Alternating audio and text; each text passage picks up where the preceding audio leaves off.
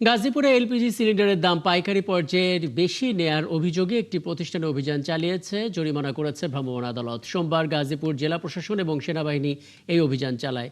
জেলার কালীগঞ্জে BM energy LP gas প্লান্টে চালানো এই অভিযানের নেতৃত্ব দেন জেলা প্রশাসকের নির্বাহী ম্যাজিস্ট্রেট মোহাম্মদ ফয়সাল এবং গাজীপুর আর্মি ক্যাম্পের মেজর অর্ণব।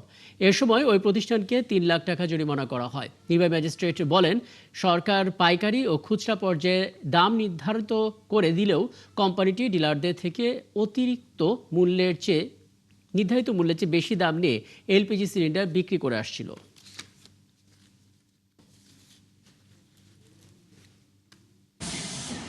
সরকারি চালানে লেখা হচ্ছে সরকারি রেট, বাট অ্যাকচুয়ালি অন গ্রাউন্ডে মোবাইল কমিউনিকেশনের মাধ্যমে ব্যাংক অ্যাকাউন্টে টাকা ট্রান্সফার হচ্ছে বেশি। যে সরকার কর্তৃক নির্ধারিত যে দাম রয়েছে তার থেকে অধিক মূল্যে পাইকারি পর্যায়ে সিলিন্ডার গ্যাস বিক্রি হচ্ছে।